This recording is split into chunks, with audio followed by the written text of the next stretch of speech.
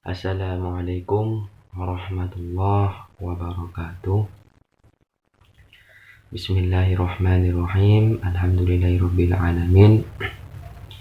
Alhamdulillahilladzi khalaqa minal ma'i basyara faja'alahu nasaban wa sihra wa kana rabbuka qadira. Amma ba'du, yang kami hormati Bapak dosen Ikhwanul Muttaqin, Bapak Dr. Ikhwanul Muttaqin MPDI, selaku dosen pembimbing mata kuliah model dan strategi belajar mengajar. Ini pertama-tama marilah kita panjatkan puji syukur atas kehadirat Allah yang telah memberikan rahmat taufik hidayahnya sehingga kita dapat melanjutkan atau bisa menjalankan salah satu syariatnya, salah satu kewajibannya, yakni menuntut ilmu.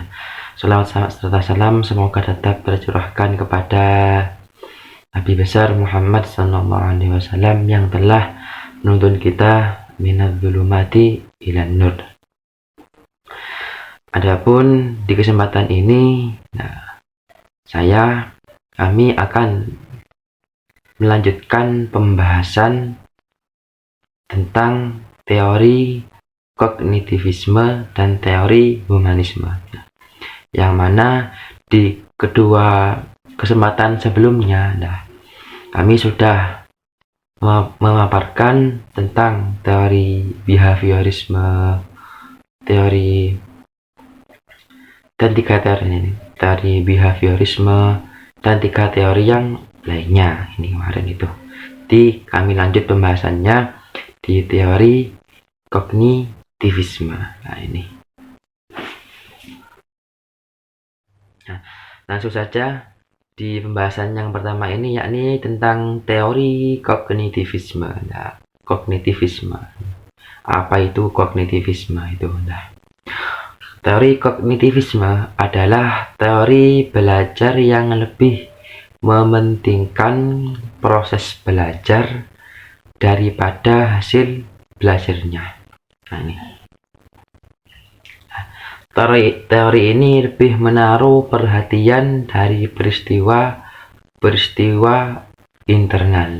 Jadi teori kognitivisme ini, menurut penjelasan yang saya bacakan tadi, bahwasannya teori kognitivisme ini merupakan teori yang lebih mementingkan proses belajar daripada hasil belajarnya, yakni lebih menekankan pada proses belajar, gimana para siswa ini bisa mengikuti kegiatan pelajaran dengan baik, aktif, dan rajin. Pada mementingkan hasilnya, jadi prosesnya ini lebih ditekankan dan lebih dikuatkan lagi. Ini merupakan salah satu pengertian teori kognitivisme.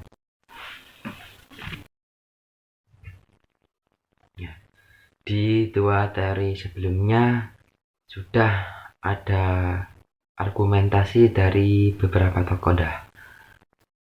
Begitu pula pun dengan di teori kognitivisme.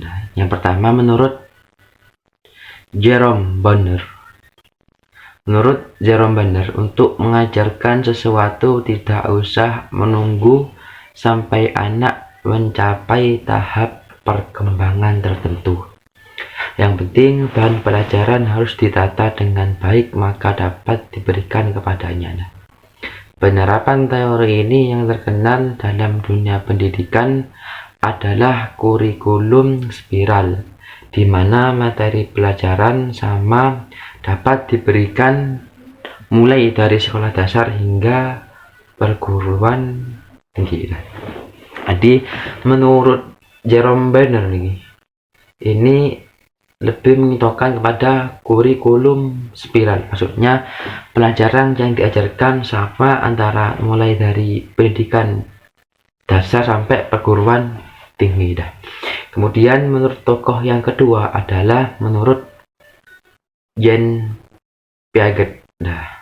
Perkembangan kognitif merupakan suatu proses genetis, artinya proses yang didasarkan atas mekanisme biologis dari perkembangan sistem syaraf. Ini menurut Jan Piaget.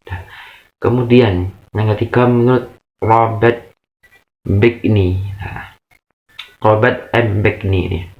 Teori ini dipandang sebagai proses pengolahan informasi dalam otak manusia. Dalam pembelajaran ini terjadi proses penerimaan informasi untuk kemudian diolah sehingga menghasilkan keluaran dalam bentuk hasil belajar.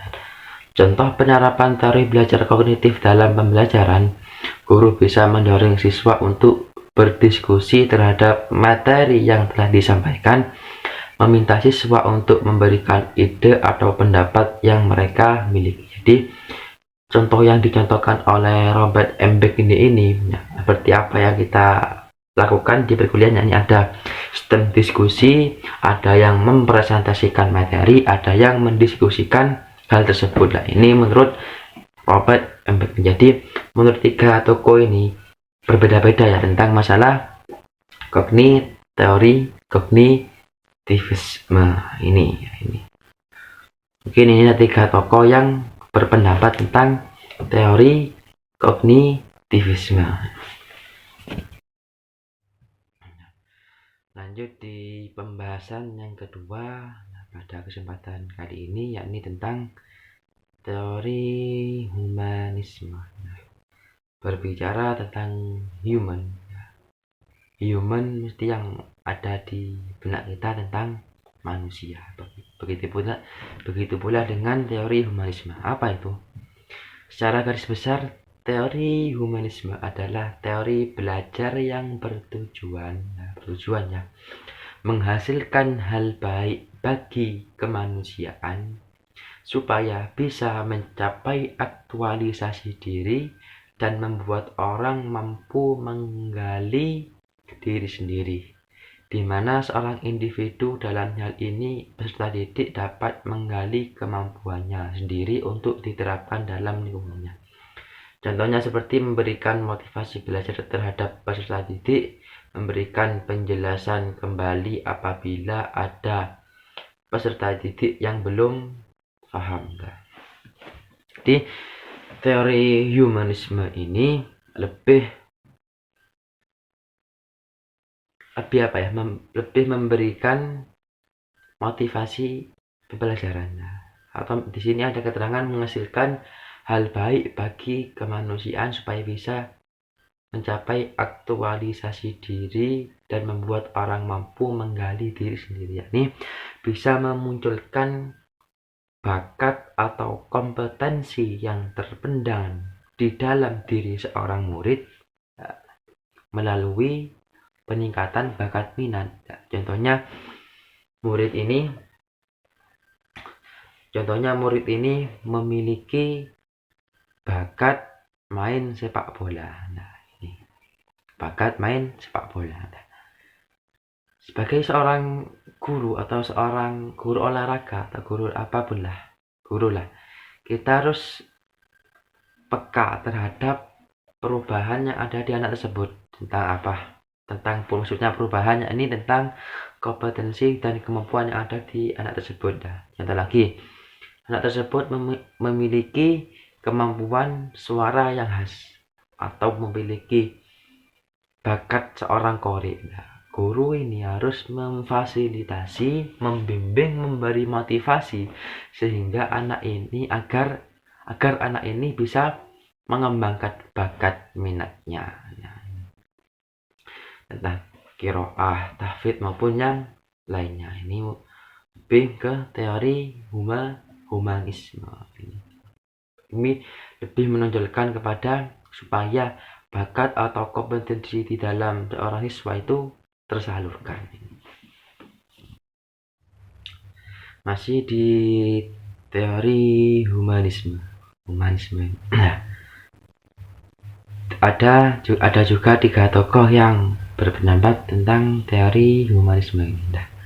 Yang pertama siapa? Menurut Arthur Combs, pendapat beliau, belajar bukan hanya tentang bagaimana menghafal materi, namun lebih dari itu, Belajar adalah bagaimana seorang bebas mencari cara mereka sendiri dan bisa dilakukan lewat mana saja. Jadi hasil belajar bukan hanya menghafal materi saja, tapi bisa mencari jati diri mereka sendiri. Ini menurut pendapat Arthur Combs.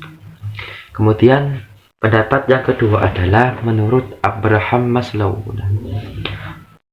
Menurut beliau adalah proses belajar adalah hal penting dan perlu dilalui semua murid. Sebab dalam proses inilah seseorang mampu mengenali dirinya sendiri dan mencapai aktualisasi diri. Jadi menurut Abraham Maslow ini, proses belajar ini penting dan harus dicapai oleh semua murid. Ini kemudian yang ketiga, menurut Carl Rogers menyatakan bahwa proses belajar membutuhkan sebuah sikap saling menghargai dan memahami antara murid dan gurunya. Jadi antara murid dan gurunya ini harus ada kesinambungan dan saling mengaruhi. Ini di murid dan guru ini berperan penting untuk suksesnya terlaksananya program belajar dan mengajar ini. Jadi ada 3 tokoh. Yang pertama menurut Arthur Combs, yang kedua Abraham Maslow, yang ketiga menurut Carl Rogers. Jadi lanjut masih di teori humanisme. Salah satu contoh teori belajar humanisme yang dapat diterapkan dalam pembelajaran adalah teori kemandirian yang dikemukakan oleh Carl Rogers. Teori ini menekankan pentingnya pengalaman belajar yang berpusat pada individu dengan fokus pada pengembangan potensi pribadi dan kemandirian. Dalam konteks ini menekankan beberapa prinsip, diantaranya sebagai berikut. Ini penghargaan terhadap pengalaman dan proses belajar. Guru dapat mendorong siswa untuk merayakan setiap langkah kecil dalam proses belajar mereka. Misalnya guru dapat memberikan umpan balik positif dan pengakuan kepada siswa-siswanya atas usaha mereka dalam menyelesaikan tugasnya. Guru juga dapat mendorong mereka untuk menyelesaikan pengalaman belajar, baik melalui diskusi kelas atau presentasi. Jadi lebih menonjolkan kepada kemandirian siswa agar minat bakat dalam siswanya dapat muncul dan tersalurkan. Demikian pemaparan dari saya tentang teori kognitivisme dan humanisme. Kurang lebihnya saya mohon maaf. Tidak ada yang sempurna di dunia ini, jadi ketika saya ada kesalahan mohon dibimbingannya kepada Bapak dosen Dr. Ikhwanul Mutakin untuk bimbingannya. Terima kasih, kurang lebih saya mohon maaf. Akhirul kalim wa huwal muwaffiq ila aqwamit thoriq. Assalamualaikum warahmatullahi wabarakatuh.